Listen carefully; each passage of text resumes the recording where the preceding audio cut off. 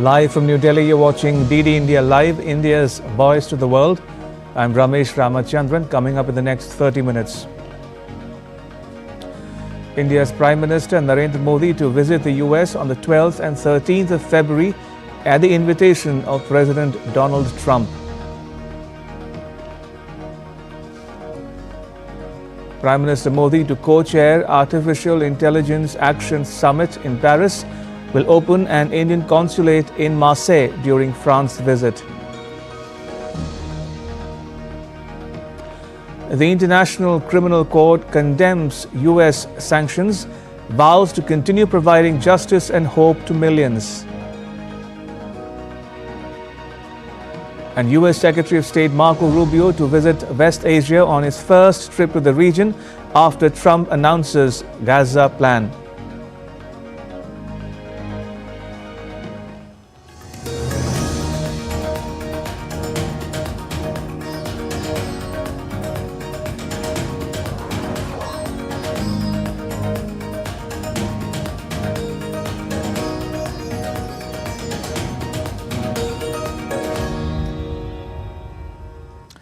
India's Prime Minister Narendra Modi will be visiting the United States on the 12th and 13th of February to meet President Donald Trump. Matters related to energy and defense, among other things, would be on the agenda of the talks. At the invitation of the President of the United States of America, Prime Minister Shri Narendra Modi will pay an official working visit to the United States on 12th and 13th of February. This will be the first visit of Prime Minister Modi to the United States since the inauguration of the second presidential term of President Donald Trump. You would be aware that Prime Minister would be amongst the first few world leaders to visit the United States following the inauguration of President Trump. And the fact that the Prime Minister has been invited to visit the US within barely 3 weeks of the new administration taking office shows the importance of the India-US partnership and is also reflective of the bipartisan support that this partnership enjoys in the United States. Prime Minister Narendra Modi will be visiting France from the 10th to the 12th of February, where he will co-chair Artificial Intelligence Action Summit in Paris. Prime Minister Shri Narendra Modi will be visiting France from 10th to 12th February 2025. This visit is on the occasion of the organization of the Artificial Intelligence Summit, the AI Action Summit that France is organizing. And Prime Minister will co-chair this AI Action Summit alongside President Macron of France. The visit will also include a substantial bilateral component. Prime Minister Modi will inaugurate a consulate in Marseille during his France visit, as well as address the India-France CEOs Forum. There will be a bilateral component to the visit. The Prime Minister and President Macron will address the India-France CEOs Forum, and they will also hold discussions in both the restricted and delegation level talks format. This visit will also take the Prime Minister out of Paris together with President Macron. He will travel to Marseille in the evening of the 11th of February. That evening, President Macron will host a dinner in honor of the Prime Minister. The following morning, on the 12th of February, the two leaders will together visit the Mazarg War Cemetery. This is a war cemetery that is maintained by the Commonwealth War Graves Commission, and this will be an opportunity for both leaders to pay tribute to the sacrifices made by Indian soldiers during the First World War. India's central bank, the Reserve Bank of India, on Friday cut repo rate, the rate at which it lends money to other banks, by 25 basis points to 6.25%. This is the first such rate cut in 5 years, the last one being in May 2020. The MPC decided unanimously to reduce the policy rate by 25 basis points from 6.5% to 6.25%. The SDF rate shall be at 6.0%, and the marginal standing facility rate, also called the MCF rate, and the bank rate shall be 6.5%. The MPC also decided unanimously again to continue with the neutral stance and remain unambiguously focused on a durable alignment of inflation with the target while supporting growth. The RBI Governor Sanjay Malhotra estimated that real GDP growth for next year will be around 6.7%. The RBI has estimated that real GDP growth for the next year to be at about 6.7%, with Q1 at 6.7%, Q2 at 7%, Q3 at 6.5%, and Q4 too at 6.5%.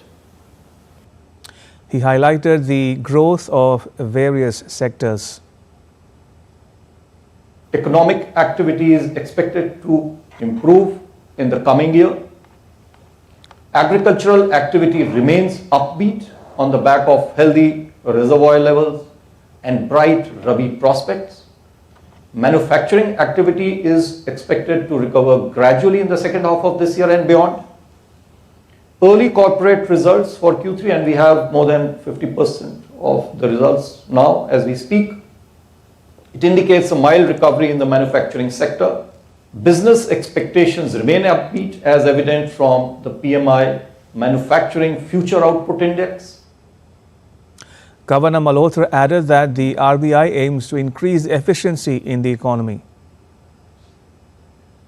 We will continue to strengthen, rationalize, and refine the prudential and conduct-related framework. I think this is very important in the overall interest of our economy. The economic interest also warrants increasing efficiency in the economy, and this too is our duty. We recognize that just like there are no free lunches, regulation to enhance stability and consumer protection too is not devoid of costs. There are trade-offs between stability and efficiency. We will keep this trade-off in mind while formulating each and every regulation. The Indian government said it employed both diplomatic and military channels to ensure complete disengagement from all friction points and restore peace and tranquility along the India-China border. In a written reply in the Lok Sabha, Minister of State in the Ministry of External Affairs Kirtivardhan Singh said that India and China reached agreement on patrolling arrangements along the line of actual control on the India-China border areas in Depsang and Demchok on 21st October 2024. He said this agreement has led to disengagement from all friction points. He said it has been agreed that patrolling activities and wherever applicable, grazing will resume as per the long-standing practice before the relations soared between the two countries. He said this agreement is adhered to as per the modalities and mutually agreed timelines. A day after US President Donald Trump signed an executive order targeting the International Criminal Court, the latter hit back, vowing it would continue to provide justice and hope to millions around the world. The Hague-based court, in a statement on Friday, said it condemns the issuance by the US of an executive order seeking to impose sanctions on its officials and harm its independent and impartial judicial work. The court said it stands firmly by its personnel and pledge to continue providing justice and hope to millions of innocent victims of atrocities across the world. Trump ordered asset freezes and travel bans against ICC officials, employees and their family members, along with anyone deemed to have helped the court's investigation. The United Nations has also deeply regretted Trump's decision to slap sanctions on the ICC and urged him to reverse the move.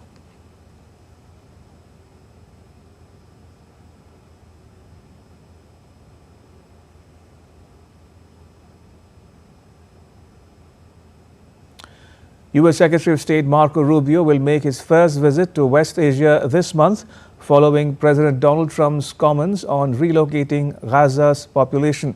Secretary Rubio is set to attend the Munich Security Conference, after which he will visit Israel, the United Arab Emirates, Qatar and Saudi Arabia from February 13th to the 18th. Speaking earlier Thursday during a visit to the Dominican Republic, Rubio indicated that Trump is also seeking support for Gaza's reconstruction from nations with both the economic and technological capacity to assist, likely referring to wealthy Gulf Arab states.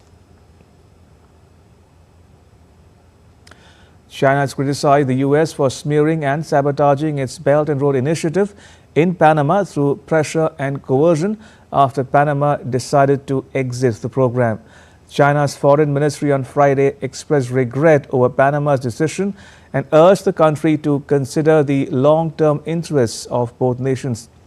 Panama formally announced its exit from the initiative after meeting U.S. Secretary of State Marco Rubio, though President Jose Raul Mulino denied that the U.S. had directly influenced the decision.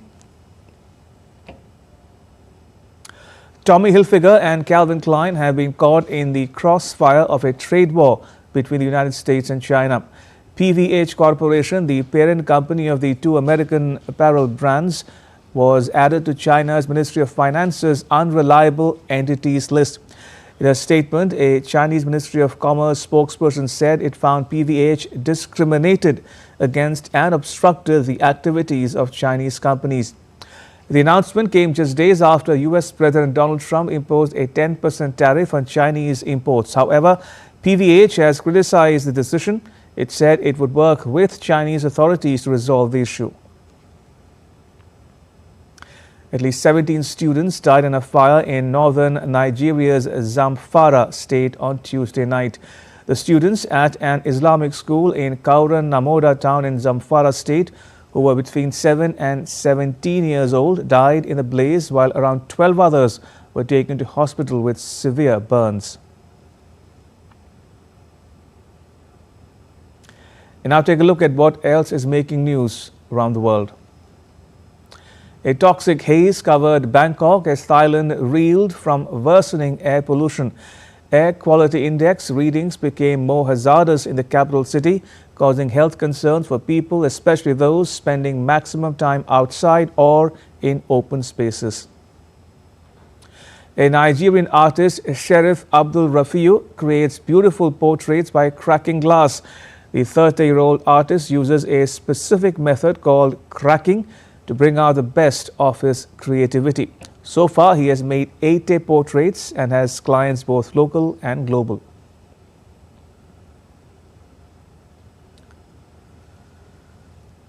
Officials in the U.S. state of Florida rescued an unconscious man trapped in a spinning boat. According to the sheriff's office, he is expected to fully recover soon.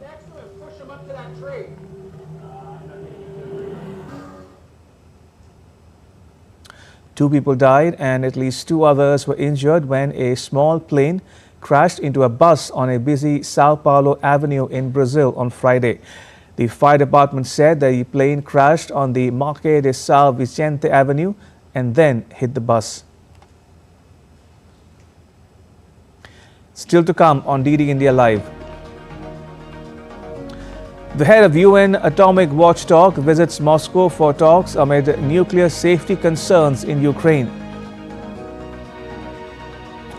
And Japan's ambassador to India calls on Assam Chief Minister in Guwahati.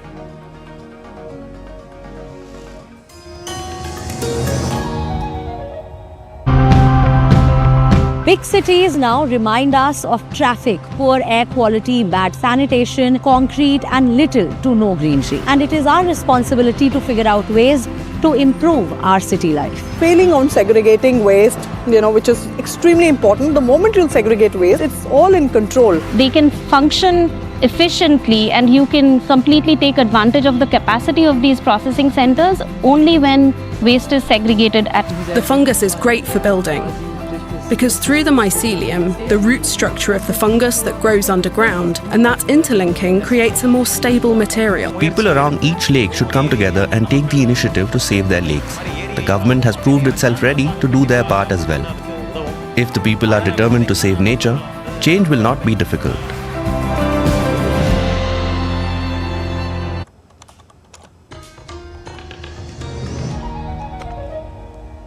You're watching DD India Live. I'm Ramesh Ramachandran. The UN Human Rights Chief has sounded an alarm over the escalating crisis in eastern Congo, warning that the violence could spill beyond its borders. Speaking at an emergency UN Human Rights Council meeting, the United Nations' Human Rights Chief Volker Turk urged immediate action, saying that if nothing is done, the worst may be yet to come. The meeting, called by Congo, seeks an urgent investigation into alleged human rights violations by Rwandan-backed M23 rebels who have seized the city of Goma and continue to advance. Profondément perturbé. I am deeply disturbed to see the violence escalate once again. Since the beginning of the year, the M23 armed group, supported by the Rwanda Defense Forces, has intensified its offensive in the provinces of North and South Kivu. Tensions are currently rising in South Kivu. If nothing is done, it is possible that the worst has yet to come for the people of the eastern DRC, but also beyond the DRC's border. Et peut-être encore à venir pour les habitants de l'Est. The chief of the International Atomic Energy Agency, Rafael Grossi, is in Russia's Moscow on Friday and held a meeting with Alexei Likhachev, the head of Russia's nuclear corporation Rosatom. Grossi said the number of attacks on the Russian-controlled Zaporizhzhia nuclear power plant in Ukraine had increased. Likhachev in turn said that Ukraine was constantly carrying out attacks on Energodar, the closest town to the nuclear plant. The trip comes after IAEA chief's visit to Kyiv on Tuesday. Meanwhile, Ukraine's military reported on Friday that it shot down 81 out of 112 drones launched by Russia overnight in an attack on the country. No damage or casualty was reported in Kyiv, though gunfire was heard as the city's air defenses attempted to shoot down drones with small arms fire. The military also said that 31 drones failed to reach their targets, likely because of electronic warfare. The Chief Minister of India's northeastern state of Assam, Himanta Biswa Sarma, held a meeting with the Ambassador of Japan to India, Ono Keiichi, in Guwahati ahead of the Advantage Assam 2.0 summit. The meeting was part of the 5th Japan-India Intellectual Conclave, where both countries discussed key issues related to the environment, technology and education. The discussions focused on transforming Assam into a key regional hub in sectors such as semiconductor, green energy and tourism. Earlier in the day, the Japanese delegation also visited the Tata Semiconductor Assembly and Test Project site at Jagi Road. Under the initiative of ASEAN Confluence, a huge delegation of Japanese industrial houses as well as intellectuals has come down to Guwahati. Along with His Excellency Ambassador of Japan, we have addressed the delegation. These are all important occasions before the Advantage Assam 2.0 conclave, and we hope to build up on all these occasions so that Advantage Assam 2.0 summit can translate the vision of a new Assam. The Industry Quality Assurance Conclave was held in New Delhi on Friday. The discussions explored innovative quality assurance practices in defense organizations and shipbuilding industry to promote indigenization and manufacturing excellence. A Q Seva interactive helpline was launched at the event. I can be proud to say that as an Indian Navy, we have been on the forefront of indigenization right from 60s, 70s, and but there is between the industry and I would say the end user, there is a need to evolve our own standard specification for which we are capable, which will help us for the exports in future also. Whilst doing that, there is a perception that quality is measured only at the end of the product development. But as I brought out, and as is quite apparent from the advice of the Secretary DP, that it is a mindset, it is a culture. I think we don't have to be dictated, and it has to be ingrained in our life on a day-to-day functioning. Context is that now we are producing within our own country, not only for ourselves, but we also aim to export. And that can also be seen with the multi-fold increase in our export to friendly countries.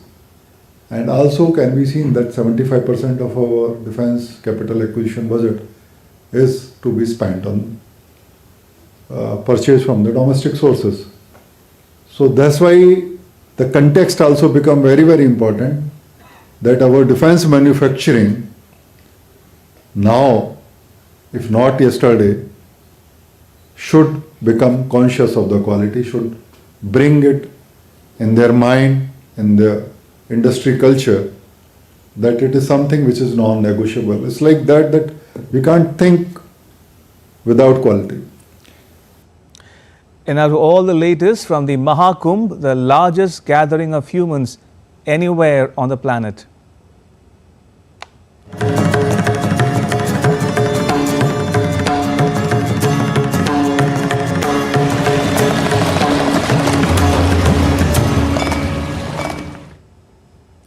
We take you to Samvidhan Gallery and explore the formation of the Constituent Assembly and the drafting of the Constitution through engaging audiovisual displays at the Mahakumbh. It's a unique chance for visitors at Prayagraj Mahakumbh to learn about India's constitutional history. DD India Siddharth Bharadwaj reports. 2025, the largest religious and peaceful gathering on the planet, a place is dedicated to educating and celebrating the essence of India's constitution. Here we delve into the framework that governs world's largest democracy. It is called the Samvidhan Gallery.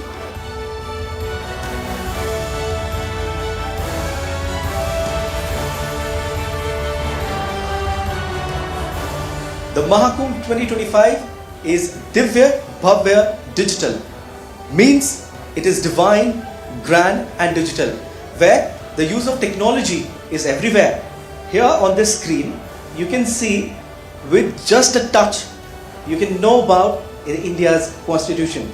You just have to touch here and you get to know about India's constitution.